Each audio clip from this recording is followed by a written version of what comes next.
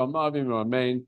Yehi Shlomo Rabba Min Shemaya V'Chayim Aleinu V'Alkoi Sebimroin Ose Shalom Bimramav Hu Yaseh Shalom Aleinu V'Alkoi Sebimru. Amen. Please be seated. We'll do the Adon Olam after I finish my little commentary. I want to share with you. So I think is interesting. It's always interesting. Let me get this ready. Yeah, sure.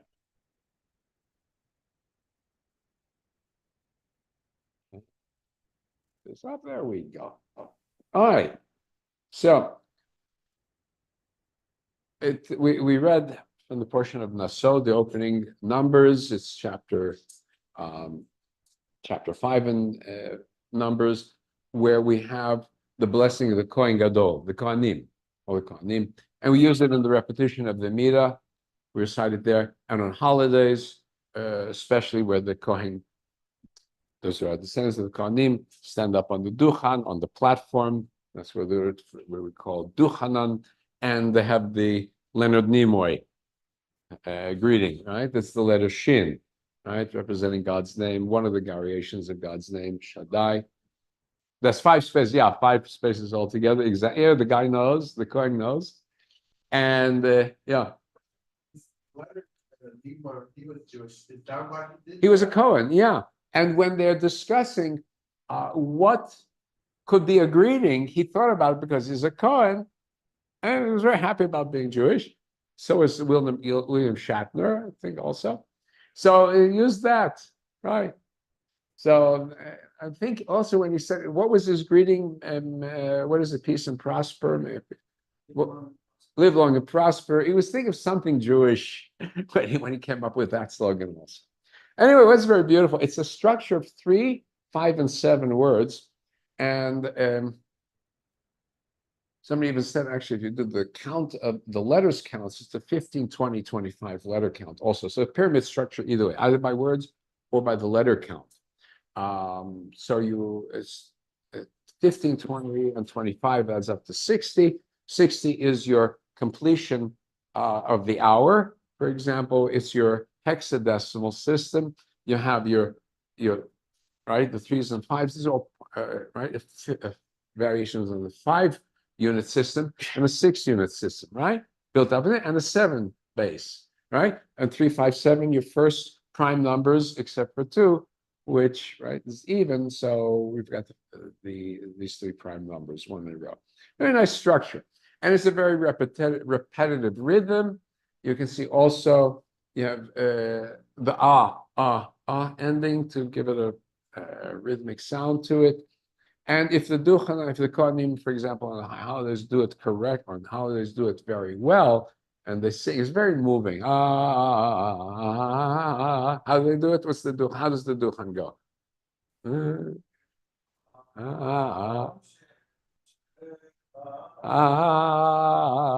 And it goes yeah. So they go on and on and on. Yeah, very moving, very moving.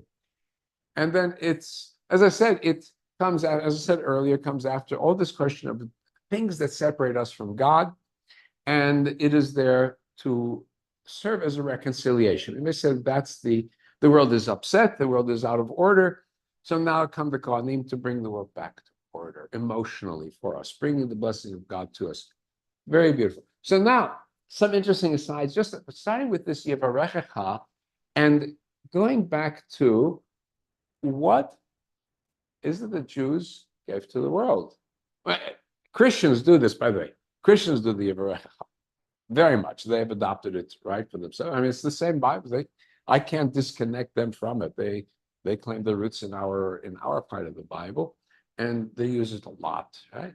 But where else did we have an influence, and what can we connect out of the story of the Yevarechecha? Well, can we find any evidence of the Bible in antiquity? Can we find, how far back can we trace ourselves?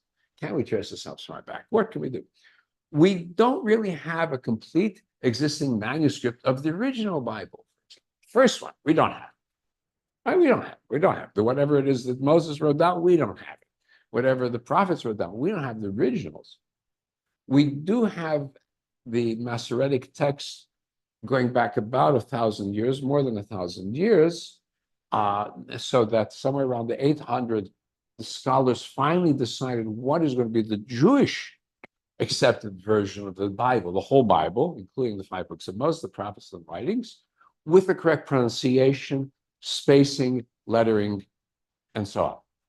And even in that, there are many disagreements. If you look on the margins of a Masoretic text, you'll see all sorts of little letters indicating there was a dispute about this, there's an insert of this, and so on. But there's the Leningrad Codex, the Library of Lenin. That's the oldest fully complete manuscript we have. And then there's the Keter Arontsova, the Aleppo Codex, which was the most complete manuscript we had, but then was stolen, disappeared, and then was recovered, but some pages are missing.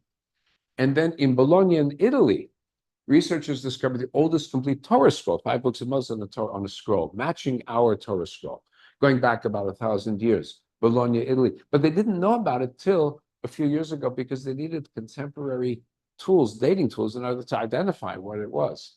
After 1,000 years, you don't have much of a parchment left, right? That's the problem we have. So before that, we have fragments or partial scrolls of different Bible texts as the Cairo Geniza, because Jewish custom was where you put it aside somewhere. Cairo's dry, so where they preserve their books, they could stay dry. That goes back far back, maybe as some of them 1,500 years ago. Certainly, we have the Dead Sea Scrolls. We can date those 2,000 years ago, give or take a few centuries. We know that.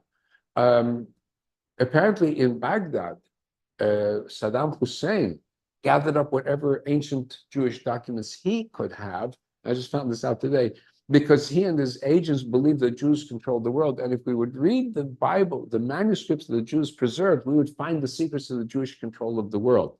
And he put them all in one place. They were discovered during the Iraq War. They were waterlogged because of what was happening during the war. And so they were saved, they were taken out and dried and preserved. But again, we don't have full manuscripts.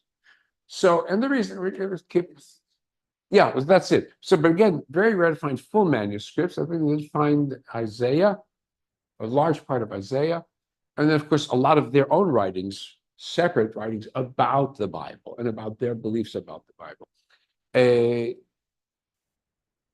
Manuscripts disappear. What are you writing on? You're writing on either papyrus or parchment. Paper is much later. Papyrus can hold in certain conditions. So we have Jewish papyri in ancient Egypt, but they're not Jewish in the sense that they're kosher. They're actually sort of pagan. Jews who are sort of half pagan, and they left some of their documents going back around the time of the Persian conquest of Egypt. And Jews were assigned to guard the southern part of Egypt because there's a large Jewish contingent there. So we have some of those again. But again, so that's some parchment, papyrus. Parchment sort of holds up, but again, it's also got a limited lifespan. So that's it. What do you do then? Especially when manuscripts are by hand and they're very rare, you have to commit to memory. Everything is memorized. Jews had good memory. They had to, they had no choice. All right, so stuff is memorized. The first job of the sofer, the scribe, is to memorize everything. So we do have outside evidence for how far back our text goes. There's the Septuagint, which is the Greek translation. Septuagint meaning the 70 scholars who by tradition put it together. It was, as we know, at least the first parts of it, commissioned by the Ptolemies, the Greek rulers of Egypt, not long after the time of Alexander the Great's conquest. And so we still have some fragments of that Greek translation. They actually may be older than the Hebrew text, but they do serve a proof that the Hebrew original was very well known in antiquity, and there was an authoritative version with some variants of what we have today.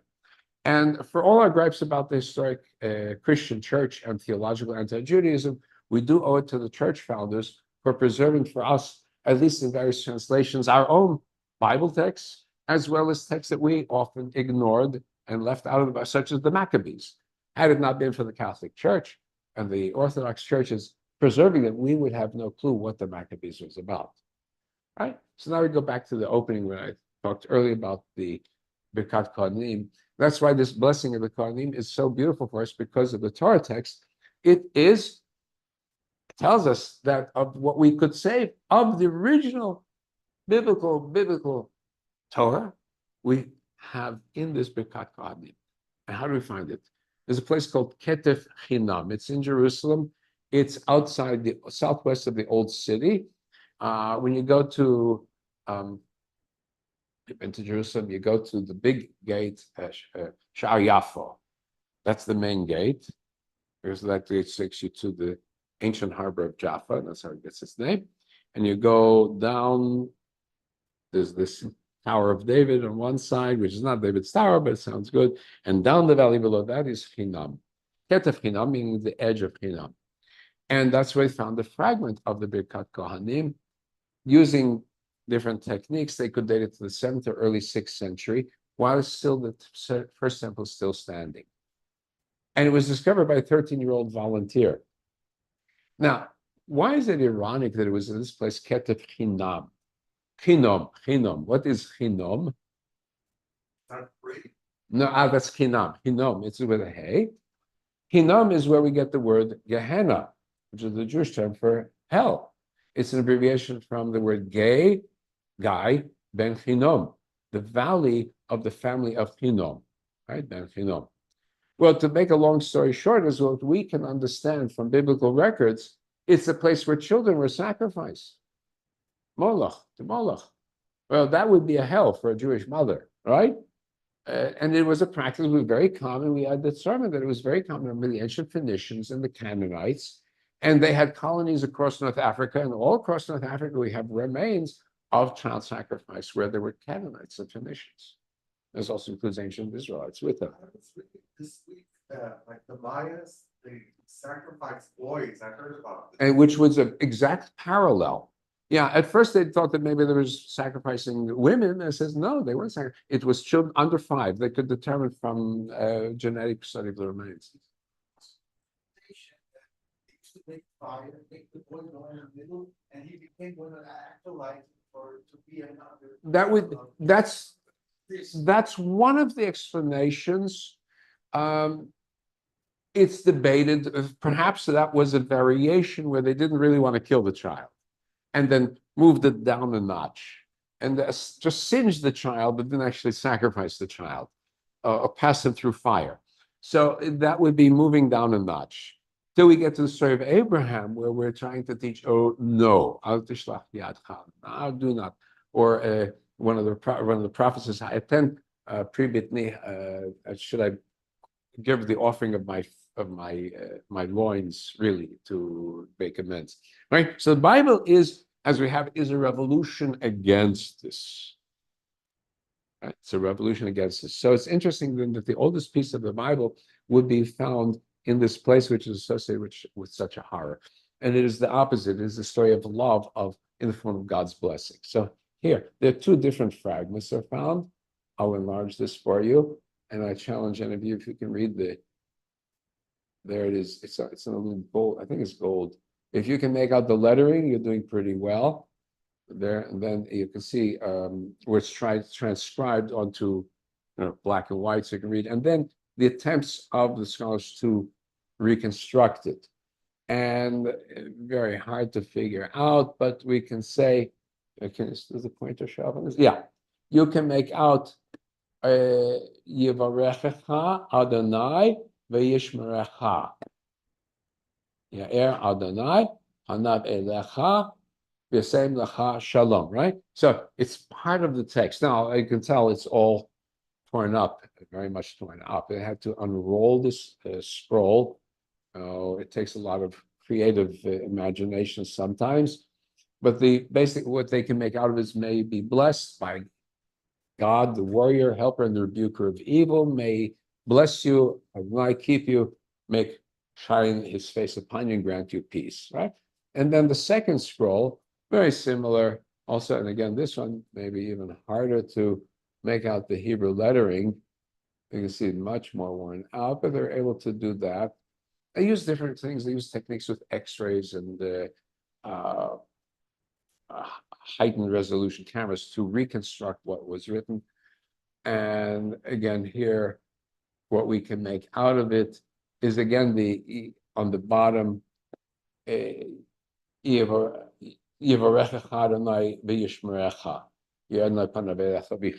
make that part out.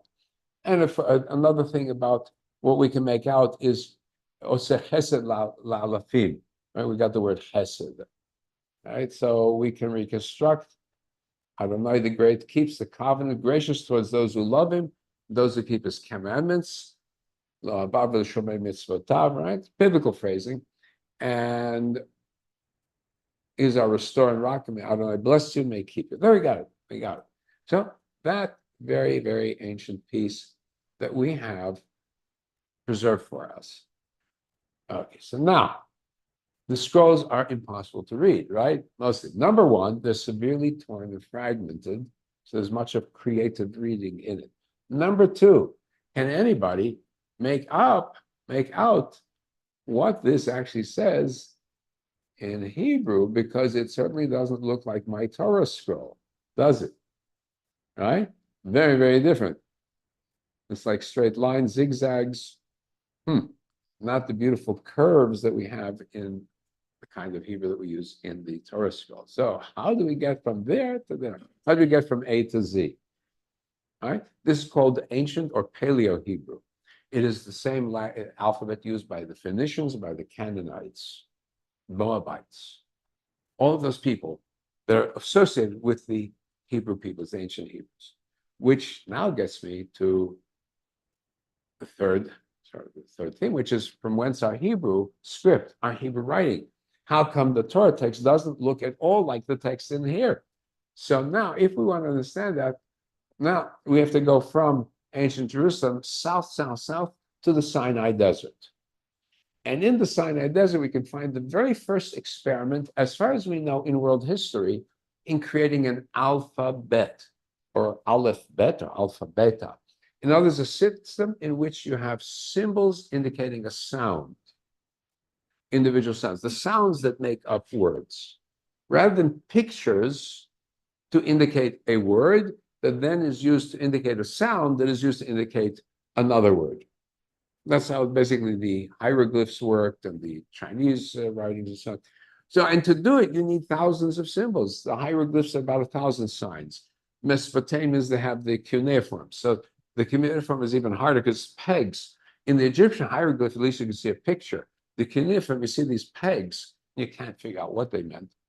And then the Chinese have the beautiful brushstrokes, right? And each one, depending on what kind of material they used. So in the Egyptians, you'd be carving out of rock.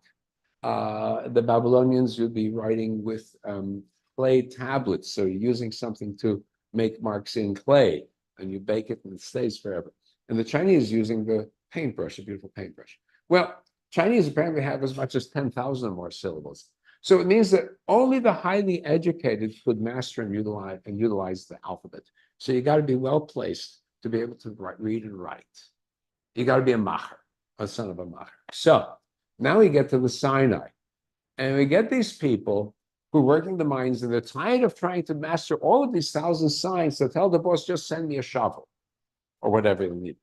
So we now get something called the Proto-Sinaitic script, middle-aged bronze writing system.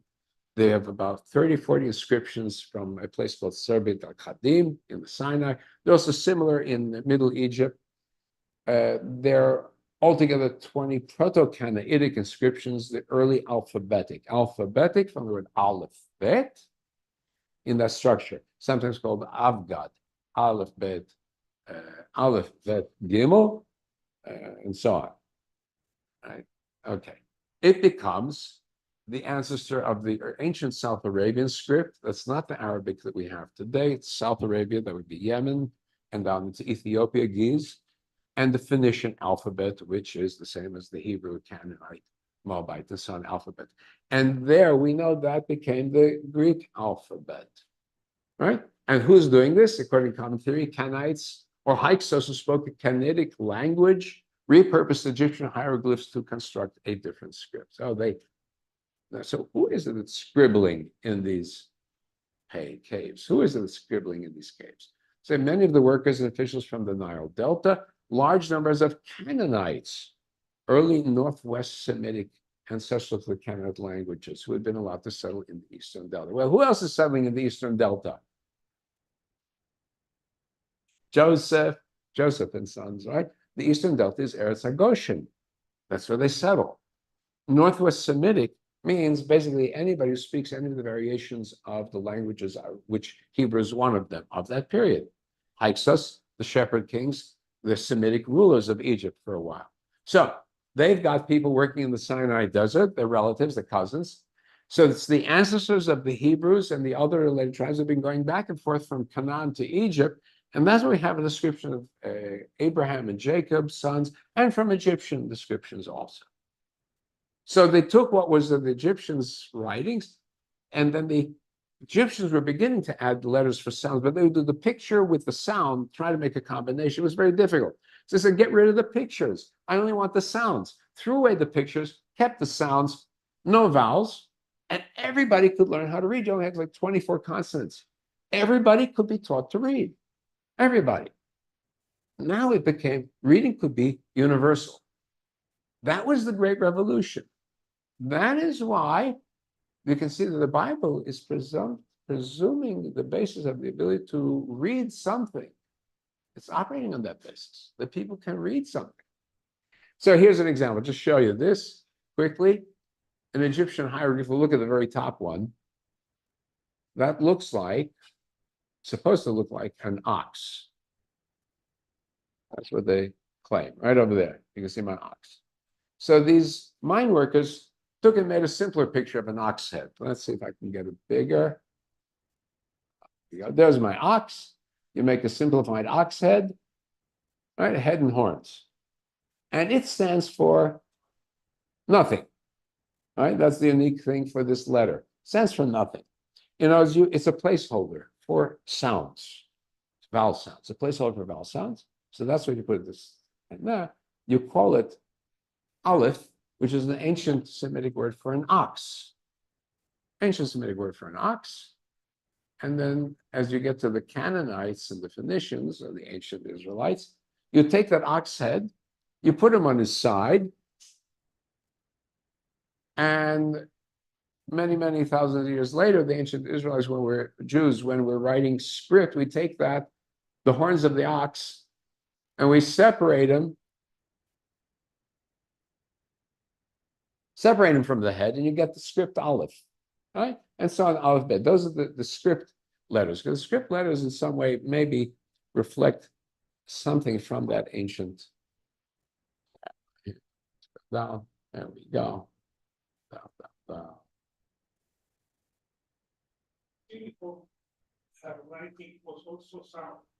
No, it's syllables. What they're doing is syllables, yeah. There we go. Let me get this smaller. There we go. Syllables. So you can get these online or something. And of course, when the Phoenicians go to Greece to sell their wares, they sell the Greeks these letters, and the Greeks think this is the best thing since white bread, Wonder Bread, or whatever. And they take the letter, and for example, the Aleph, which is on its side for the Canaanites and the Hebrews, they turn it upside down and we get our A. It's the same ox head, just turned upside down. All right, that's how we get it. And of course, the Greeks did one other thing, which is how are we writing? Right? This way. When it comes to the Greeks, they get off the boat, they write this way. It has to do with, again, whether you're writing on clay or writing on parchment, which way you keep from erasing the letters as you're writing. If you're writing on clay, you want to write this way so you don't erase what you're writing, because if you're writing this way, it gets erased. On parchment, because you're using an ink, you can write this way because it won't get erased as your hand goes over it. It dries. They used to also write backward, forwards. You write one way, you run out of space, you move backward, and you write the words backwards. Right, so space is something relatively late also. So what do you get? From the ancient Hebrews, the Canaanites, these slaves in the Sinai desert, you get to Greek and Latin alphabets, the Russian, East European alphabets, all of the European language alphabets, you get, that's from one end.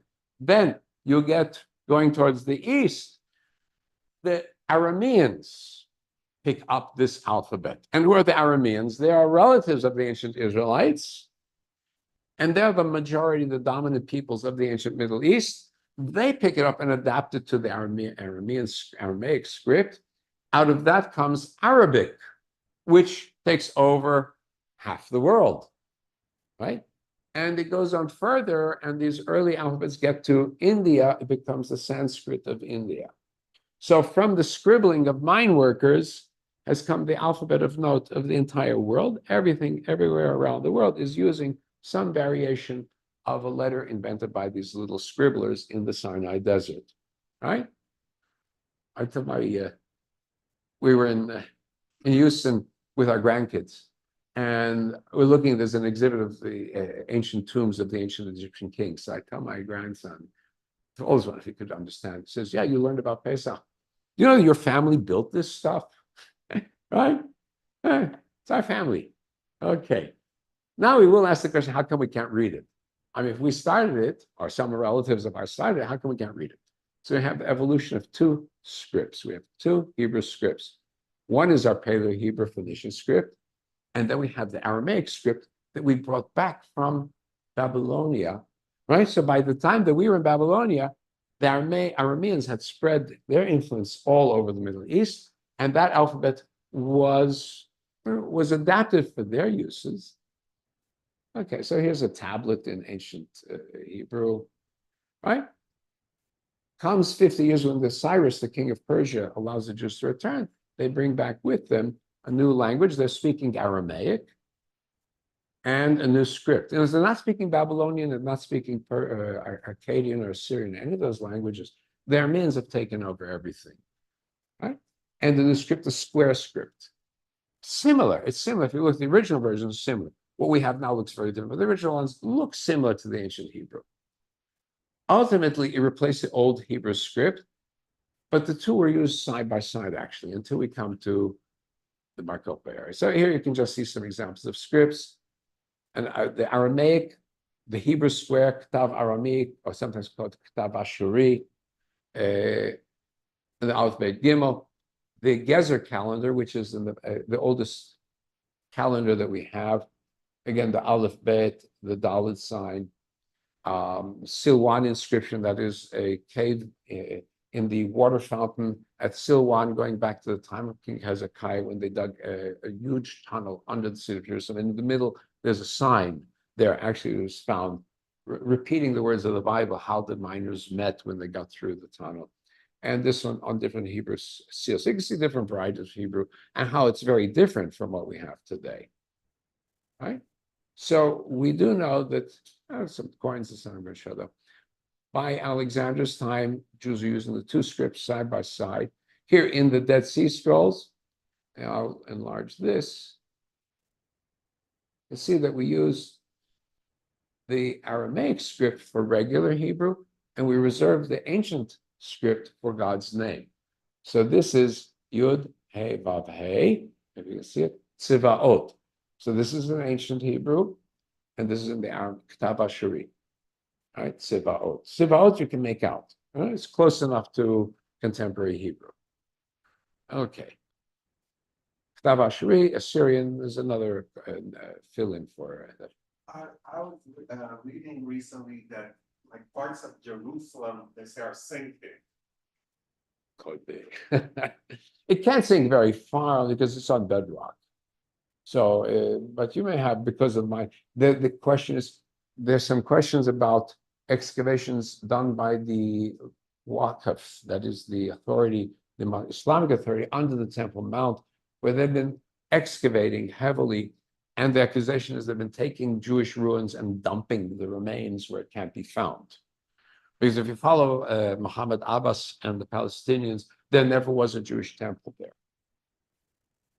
Even though in Islamic sources there was a Jewish temple there, and the Sheriff of Mecca had a beautiful newspaper that he put out for the public visiting Mecca, and it says, and the Jews built Solomon's temple, which is right on the Temple Mount.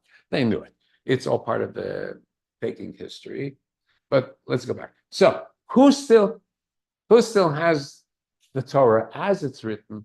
It's really our cousins in the northern part of what was the kingdom of Israel, Samaria, Shomron, near the city of Shechem, which is now called Nablus in the Arabic, from Neapolis, the new city that the Romans called it.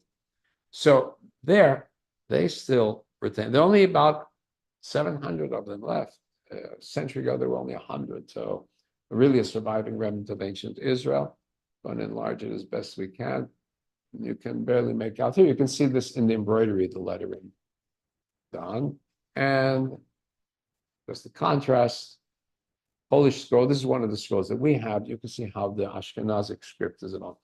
I think the main thing is we get our Ashkenazic script because of the use of the quill, broad-tipped quill. When you have a broad-tipped quill, you make fat letters and thin letters, right? So you make much more flourishes in the letters. And that is probably the number one factor in the distinction between the letters as we come about. So a little tour of the antiquity of the Jews, the antiquity of Hebrew, the antiquity of our script. We go far back. That's it. We can say we was there long before. So let's go ahead. I'm going to wrap up with Adon Olam for us all.